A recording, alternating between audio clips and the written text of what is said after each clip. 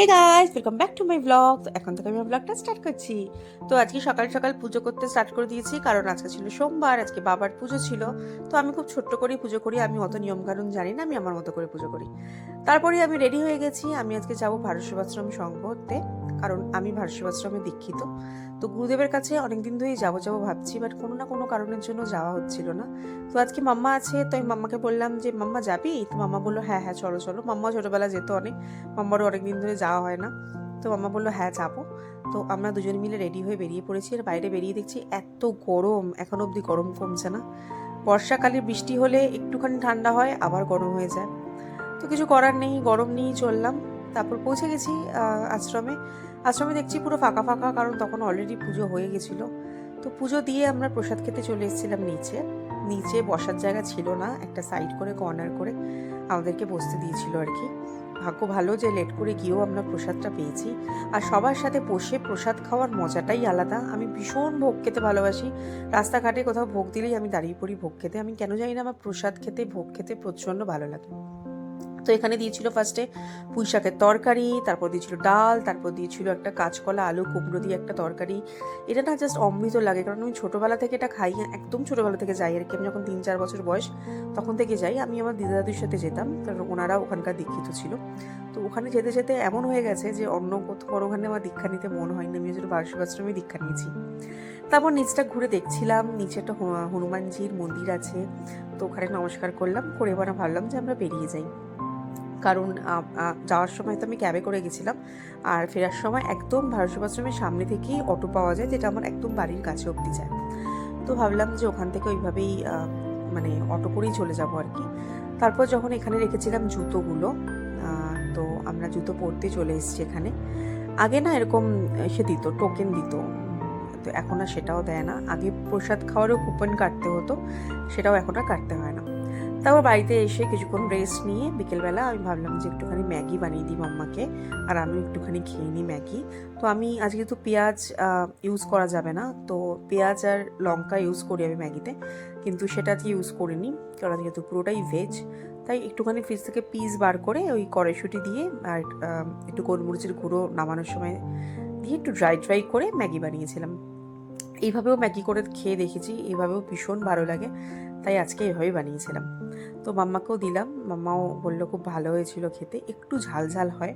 যেহেতু কাঁচা লঙ্কাটা আমি দিইনি আজকে, সেজন্য আমি গোলমরিচের গুঁড়ো দিয়েছিলাম। তারপর বিকেলবেলা হাজব্যান্ড আসার পর আমি আর ও দুজনে মিলে একটুখানি বেরোলাম।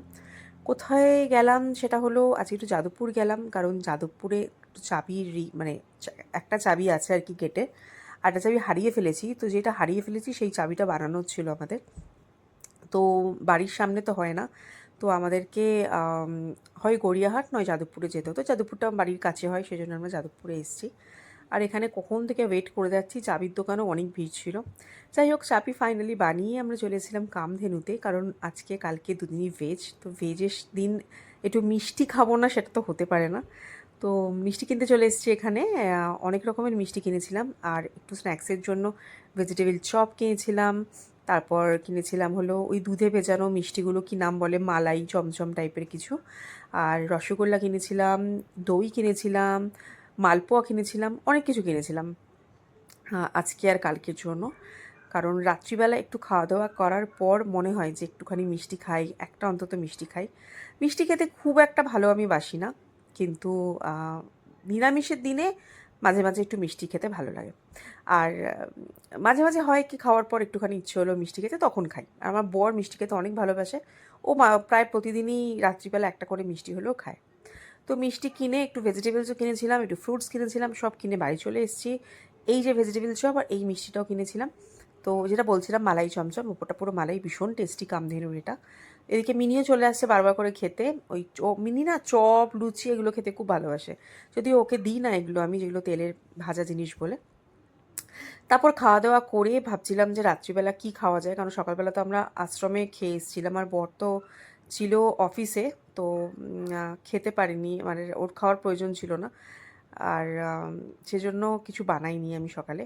তো রাত্রিবেলা বানিয়েছিলাম আলুর দম, আর বানিয়েছিলাম ফ্রাইড রাইস। তো এর আলুর দমের চাল আর আর আলুর দম করার জন্য এখানে ক্যাপসিকাম আর টমেটো আর আদা নিয়ে নিয়েছি, আর এখানে ফ্রাইড রাইস করার জন্য সব কিছু কেটে নিয়েছি, আর চাল তো ভিজিয়ে রেখেছিলাম।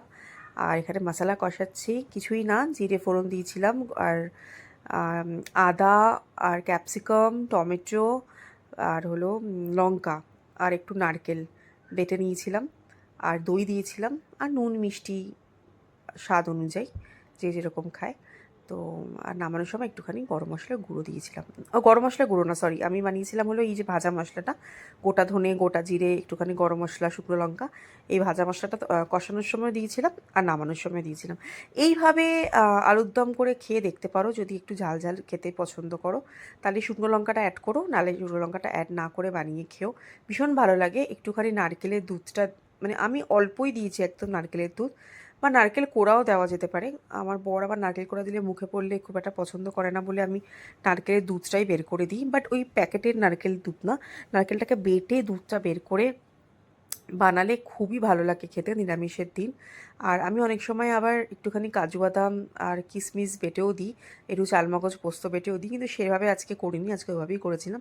আর নর্মালি যেরকম ভেজ ফ্রাইড রাইস হয় আর কি, একটু মিষ্টি মিষ্টি করে কাজু বাদাম কিশমিশ দিয়ে, তো এটাই বানিয়েছিলাম। তো এটাই আজকে আমাদের ডিনার ছিল, প্লাস এটাই আমি কালকে আবার বরকে টিফিনেও দিয়ে দেবো, কারণ কালকে ভেজ, তো ভেজের দিন বাড়ি থেকে খাবার নিয়ে যাওয়াটাই ভালো, কারণ বাইরে কি না কি মেশানো থাকবে, খাবারে কি হয়ে যাবে, দরকার নেই। তো আমি ওকে বললাম তুমি ফ্রাইড রাইস আর উদ্যমটাই নিয়ে যাও, তো বললো হ্যাঁ ঠিক আছে নিয়ে যাব। আর এদিকে সবাই খেতে বসে পড়েছে, খেয়ে তো বললো ভালোই হয়েছে। তো এটাই আমার ছিল ভ্লগ আজকে, যদি ভালো লেগে থাকে তাহলে একটু লাইক করে দিও, থ্যাংক ইউ।